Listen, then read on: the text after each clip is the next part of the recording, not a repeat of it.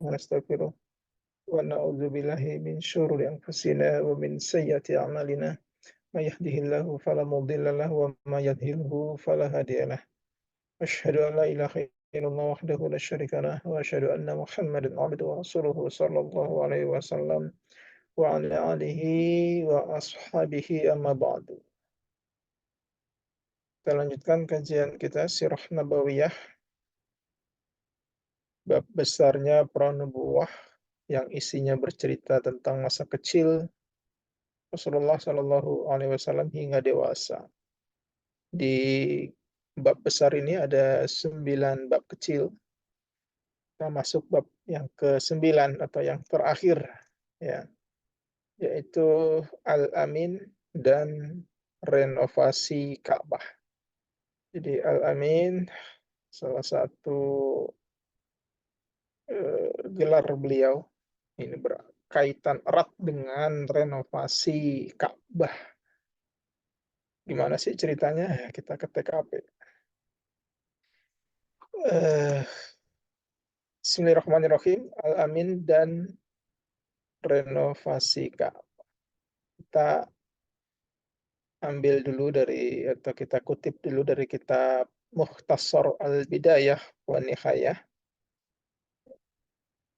Al-Bidayah wa Nihayahnya adalah kitab karya Ibnu Katsir, sedangkan ini mukhtasornya atau ringkasannya yaitu karya Muhammad bin Ishaq. Di dalam kitab tersebut, Muhammad bin Ishaq sebagai penulis dari ringkasan Al-Bidayah wa Nihayah punyanya Imam Ibnu Katsir ini berkata, di kitab tersebut kata beliau Rasulullah Shallallahu Alaihi Wasallam itu tumbuh menjadi seorang pemuda dengan penjagaan dan pemeliharaan Allah dari berbagai kotoran jahiliyah. Ya, hal ini karena Allah menghendaki kehormatannya dan risalah yang akan diembannya. Jadi perjalanan hidup Rasul dan orang biasa itu berbeda. Ya, kalau orang biasa ya sesoleh-solehnya kita, ya ada saja itu eh, cacatnya, celahnya, ya baik itu dari kekeliruan-kekeliruan masa jahiliyah atau kekeliruan-kekeliruan jahiliyah yang masih ada di diri kita, ya maupun yang baik yang disengaja maupun yang tidak disengaja. Ya sesoleh-solehnya hambanya Allah ya ada saja. Namun khusus seorang Rasul, wabil khusus Rasul terakhir ini, Nabi Muhammad SAW, dari sejak kecil ini beliau betul-betul dijaga dan dipelihara oleh Allah.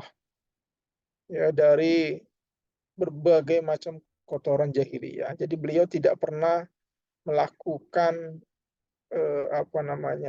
hal-hal yang merusak harga dirinya, mengotori harga dirinya, yang mencederai apa namanya kesolehan dirinya. Jadi memang betul-betul bersih karena memang dijaga dan itu dipelihara oleh Allah. Bahkan ya dari kecil pun ya beliau terjaga dari hal-hal itu. Ketika ada sesama teman mainnya beliau, ya teman menggembalanya beliau, ya ingin menonton konser musik. Jangan dipikirkan konser musik zaman dulu dengan zaman sekarang ya berbeda. Jadi orang kalau ngomongin musik ya musik zaman dulu itu dengan musik zaman sekarang berbeda.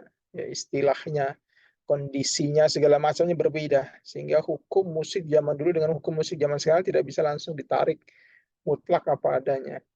Nah, di zaman itu ya musik itu berkaitan dengan konser ya, berkaitan di dalamnya dengan jual beli, perdagangan, kayak mungkin di kita itu mirip dengan bazar, ya tapi di sana disertai juga dengan tari-tarian, nyanyi-nyanyian yang mukodimah penyanyi aja bisa 1 jam 2 jam ya sebelum dia nyanyi itu loh mukodimahnya bisa 1 jam sendiri dan seterusnya dan seterusnya. Yang di dalamnya bisa terjadi berbagai macam ya kotoran jahiliyah, bisa ada terjadi minum-minuman khamr di dalamnya, terjadi perzinahan dan lain sebagainya. Nah, pernah suatu dan itu sesuatu yang memang sangat sangat jarang terjadi ya di desa-desa, di kota-kota di Jazirah Arab karena memang, rombongan pemusik ini ya tidak banyak, ya. Makanya ketika dia datang di suatu tempat, wah itu sangat ditunggu-tunggu oleh oleh apa namanya, kota tersebut atau desa tersebut. Dan itu bisa terjadi beberapa hari.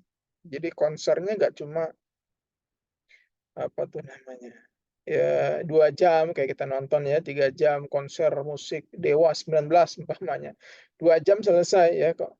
Kalau di sini, ya kalau zaman itu ya konser itu bisa 3 hari, 4 hari. Jadi kalau kita ngikut di dalamnya ya sudah otomatis ya melalaikan semuanya dari hal-hal yang mengingat Allah, termasuk sholat dan lain sebagainya. Nah, ketika itu Rasulullah pernah diajak gitu ya oleh teman beliau seperti yang pernah kita jelaskan, kita bahas di awal-awal banget, apa namanya, sirah nabawiyah ini. Namun ternyata ketika hari H-nya beliau ketiduran. Jadi ketiduran itu bukan sesuatu hal yang, apa namanya, tercela, belum tentu juga ya. Ya bisa jadi ketiduran itu diselamatkan dia dari berbagai macam, dosa, ya bermacam kesalahan. Malam Minggu kok ngantuk, tidur, selamat ya kan. Coba kalau nggak ngantuk, ada aja nanti yang diajak main keluar lah, yang begini dan begitulah, ya, dan lain sebagainya. Ini kok ngantuk malam tidur. Ya, seperti itu. Begitu juga dengan Rasulullah Shallallahu Alaihi Wasallam. Ya, ketika itu ya beliau lelah ya setelah selesai seharian mengembala kambing, akhirnya ketiduran. Hadis yang diriwayatkan dari Abu Hurairah, ya salah satunya menyaksikan tentang kebiasaan Rasul itu. Eh, Kata Abu Hurairah kalau bersabda Rasulullah Shallallahu Alaihi Wasallam, "Ba'asallahu nabiyyan ila ra'iyah gonamin." Tidaklah Allah mengutus seorang nabi melainkan dia menjadi pengembala kambing. Itu rata-rata rasul-rasul ya, ulul azmi terutama ini semuanya pengembala kambing, pernah punya pengalaman pengembala kambing. Apa sih manfaatnya pengembala kambing? Banyak ya. Pengembala kambing antara lain ya dia belajar untuk mengatur, memanage ya pengembalaannya, kemudian melatih kesabarannya, ya kemudian menjaga pengembalaannya untuk tidak melakukan perbuatan-perbuatan yang apa namanya beresiko seperti makan tanaman orang dan sebagainya. Ya juga menjaga gembalaannya dari, ancaman hewan buas dan sebagainya. Sehingga di dalam, pelajaran pengembala kambing ini ya banyak sekali hikmahnya dan itu sudah pernah kita bahas. Termasuk Nabi Muhammad, ya maka qala berkata lalu kepada beliau, siapa ashabuhu sahabatnya, wa anta ya Rasulullah, apakah engkau juga pengembala kambing ya Rasulullah waktu kecilnya? Kemudian qala Nabi menjawab, wa ana dan saya kuntu ada saya ar'ah, ya mengembala kambing, mengembalakan kambing li ahli Mekah untuk penduduk Mekah, ya. Bil kiro riti dengan upah ya, beberapa kirot. Ya, 1 kirot itu 1/20 dinar. Ya, kalau berkata Suwaid, yakni kulla syatin bikiroti. Setiap satu kambing dapat ukhroh, dapat ujroh, dapat apa itu istilahnya? Uang lelah, 1/4 dinar. Ya, lumayan 1 dinar 4,2,5 gram. Ya, jadi kalau 1 gram 1 juta, ya kurang lebih 4.250.000 1 dinar. Ya, dibagi 20, ya 1/20-nya 1 ekor kambing. Nah, di sini dari cerita ini menandakan bahwa satu Rasulullah pun pernah mengalami pembinaan langsung dari Allah mengenai apa namanya pemeliharaan, cara memelihara umat seperti para nabi-nabi yang lain. Yang kedua, Rasulullah tidak malu mengakui bahwa beliau ya pernah menjadi pengembala kambing. Yang ketiga, bahwa pengembala kambing itu bukan sesuatu pekerjaan yang tercela, bahkan itu pekerjaan yang mulia bahkan sangat mulia. Dalam sebagian ulama dikatakan ini pekerjaan termulia di antara semua pekerjaan-pekerjaan yang ada di muka bumi. Loh, apa alasannya? Ya karena itu pekerjaannya para rasul gitu ya. Alasannya sesimpel itu. Jadi sudut pandangnya mungkin berbeda dengan kita. Oh, apa sih pengembala kambing? Ya, paling berapa sih gajinya, ukurannya dan lain sebagainya. Atau ya pengembala kambing derajatnya kayak apa sih? Tapi ya pengembala kambing adalah pekerjaan tetapnya, itu pekerjaan wajib bukan tetap, pekerjaan wajibnya para rasul, ya orang-orang yang apa tuh namanya terdekatnya manusia dengan Allah Subhanahu Wa Taala, ya Nabi Muhammad, Nabi Isa, Nabi Musa itu penggembala kambing. Ya, bahkan Nabi Isa sampai sekarang dikenal dengan penerus-penerusnya dengan apa mengembala domba-dombanya itu ya. Oke, kemudian selanjutnya mengapa Nabi Muhammad mendapat gelar Al-Amin? Ini masih ada hubungannya tadi ya dengan apa namanya pendidikan yang beliau dapatkan dari Allah ya berupa penjagaan dan pemeliharaan. Jadi kalau orang itu bekerja sebagai pengembala kambing, dia pekerjaan yang aman, ya sangat aman dari perbuatan riba, perbuatan waror ya. Kalau bisnis itu kan rentan sekali ya dengan tipuan-tipuan bisnis itu. Bagaimana barang yang dijualnya supaya laku dengan harga setinggi-tingginya. Maka dia bersilat lidah sedemikian rupa kan gitu. Ada juga yang mungkin barangnya jelek tapi diakui bagus. Itu kalau si penjual. Si pembeli juga begitu. Ya dia pengen dengan uang yang sekecil-kecilnya, nilai yang sekecil-kecilnya dapat barang yang terbaik, yang terbagus. Sehingga dia sampai menawar sedemikian rupa, memojokkan si penjual, ya kan? Sehingga dengan demikian penjual mau nggak mau harus menjual barangnya dan sebagainya. Ya itu kalau berbisnis seperti itu, rentan dengan perbuatan-perbuatan yang tercela dari sisi agama. Ya, ya. Maka Allah menjaga Rasulullah ya dikasih pekerjaan yang aman dari hal-hal yang seperti itu. Nah, gitu, dari perbuatan yang seperti itu. Nah, Al-Amin itu sendiri ya gelar yang Rasulullah eh, dapatkan dari penduduk Mekah sepakat bahwa ini adalah gelar untuk beliau satu-satunya orang di Mekah yang mendapatkan gelar ini Al-Amin. Yang mana Al-Amin itu sendiri ya memiliki arti yakni orang yang dapat dipercaya. Ya, orang yang terpercaya. Orang yang terpercaya itu artinya orang yang secara garis besar orang yang tidak pernah melakukan hal-hal yang tercela, hal-hal yang membuat dirinya cacat. Ya cacat di sini maksudnya gelar dia apa namanya nama baik dia yaitu alamin dia bisa dipercaya. Kalau dulunya bekas tukang judi, dulunya bekas tukang tipu, dulunya bekas pencopet dan lain sebagainya, ya gimana orang mau percaya? Dan ini penting, penting sekali. Kenapa? Karena Rasulullah akan memimpin umat ya seluruh dunia. Bagaimana umat bisa percaya kepada pemimpin yang memiliki citra yang buruk, pemimpin yang suka menipu umatnya, menipu rakyatnya seperti Pinocchio. Pemimpin yang ya begitu ya. Jadi ya ketika tidak dipercayai oleh oleh orang yang dia pimpin ya, maka ini pemimpin yang aslinya ya secara etika ini rusak ya, secara etika ini dia tidak layak menjadi seorang pemimpin. Nah, Rasulullah itu dari kecil sudah dididik untuk eh, menjadi orang yang tidak ada celah di situ. Sehingga semua orang sepakat nih yang kayak gini nih Al-Amin ini bisa dipercaya. Nah, namun apa dan mengapa Nabi Muhammad mendapat gelar Al-Amin? Ya, jadi sebelum beliau dapat gelar itu memang dari kecil sudah dididik oleh Allah. Sudah ditaruh di relnya uh, untuk menjadi seorang Al-Amin. Ya, tentunya nanti masa yang akan datangnya ya dengan beliau memiliki gelar Al-Amin ini ya diharapkan apa namanya, tugas beliau sebagai penyampai risalah ini tentunya harusnya ya, itu lebih mudah, lebih mulus, lebih apa, maksimal hasilnya. Beda dengan orang yang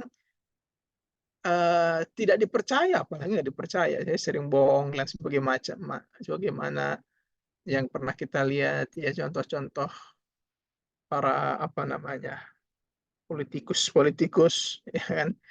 Ya gimana ya, apa karena kita nggak ada mungkin yang lain, ya terpaksa kita pilih orang itu ya kan. Jadi tapi kita di sisi lain kurang percaya gitu loh, nggak yakin apa iya orang kayak ini bisa membuat negeri kita ini menjadi lebih makmur, ya, lebih apa baik lagi. Wong dia pernah punya track record begini dan begitu kok, kan gitu. Nah, Rasulullah ketika dia membawa risalah dari Allah, al-haq, ya, maka beliau diamankan oleh Allah dari hal-hal yang tercela sehingga tugas beliau ya seharusnya menjadi mulus, ya menjadi mudah, walaupun kenyataannya tidak seperti itu juga. Apalagi kalau beliau punya punya cacat, punya celah, ya, waduh repot. Menyampaikan wahyu, dia pernah bohong kok, apa iya itu beneran kan gitu. Kalau orang udah dapat gelar Al-Amin disepakati seluruh dunia terpercaya, masa iya dia bohong kan gitu. Ya. Sehingga orang yang tidak percaya kepada beliau ya betul-betul kafirnya gitu. Nah, gelar ini merupakan gelar yang paling diingat oleh umat Rasulullah SAW dibanding dengan gelar yang lain. Nah, lalu mengapa Nabi Muhammad mendapat gelar Al-Amin? Apa maknanya dan bagaimana sejarahnya? Ya, berikut kita ke TKP ya untuk menyimak pembahasannya, penjelasannya, yaitu sejarah Nabi Muhammad mendapat gelar Al-Amin. Tadi diawali dengan eh, mukhtasar ya, Al-Bidayah wa Nihayah. Sekarang kita nukil dari buku Kisah Nabi yang ditulis oleh Ajen Dinawati. Kisah Nabi Shallallahu Alaihi Wasallam. Jadi kata dia yang mengutip di dalam bukunya, jadi pada saat 10 tahun menginjak usia pernikahannya dengan Khadijah, nah di situ terjadilah peristiwa banjir yang melanda kota Mekah dan merusak bangunan Ka'bah. Ya, kemarin juga katanya sempat banjir juga tuh ya. Cuman ini nggak sampai parah separah dulu ini ya. Ini banjir parah sampai bangunan Ka'bah itu rusak ya karena memang orang sana nggak biasa hujan ya. Jadi apa namanya sanitasi perairan itu kurang dibangun sedemikian rupa. Jadi kalau ada hujan kaget, kayak air bah jatuhnya. Nah, sehingga merusak bangunan Ka'bah. Nah, di situ penduduk Mekah ini beramai-ramai memperbaiki bangunan tersebut agar berdiri kembali seperti semula. Nah, singkat cerita, karena saking semangatnya orang tuh kalau semuanya pada semangat, kadang-kadang justru bisa terjadi apa pergesekan ya, semuanya semangat, semangat pengen pengen berjasa semua apalagi ya. Wah, ini akhirnya bisa saling sikut itu.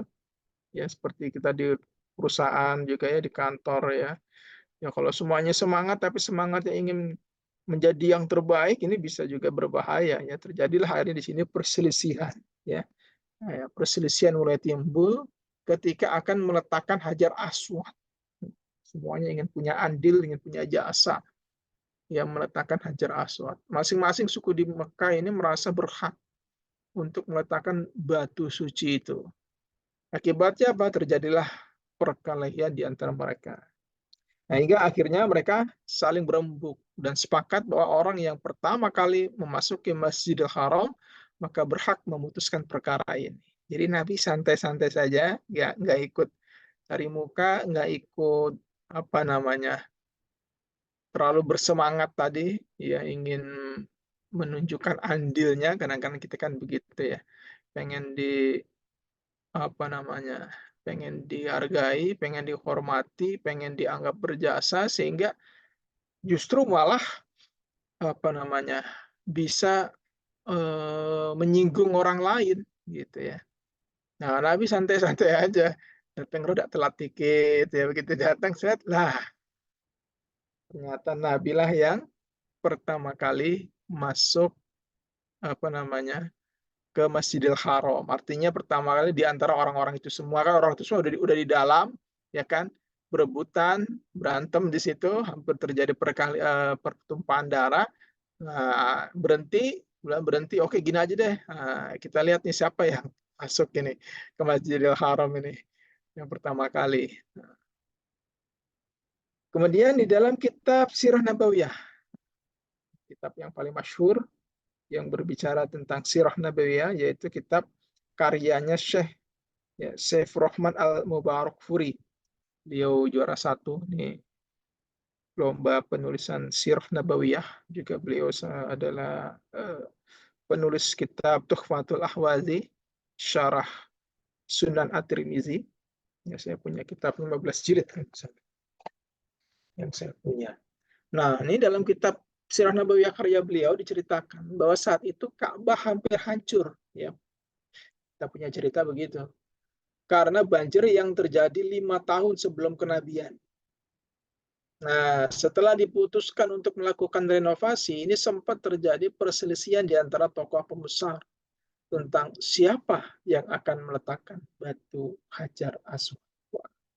Kayak di kita mungkin ya ini juga jadi apa ya adat kebiasaan kalau mau bangun tempat gitu kan masjid atau bangun gedung apa gitu peletakan batu pertama ini penting ini biasanya pejabat penting presiden atau menteri terkait dan lain sebagainya pokoknya orang yang sangat ditokohkan.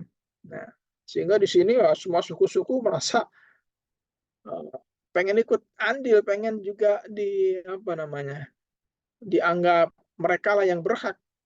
Jadi siapa ini akhirnya? Nah, perselisihan tersebut berlangsung sampai beberapa hari tanpa ada keputusan. Nah, akhirnya situasi makin memanas, ya bahkan hampir mengakibatkan pertumpahan darah.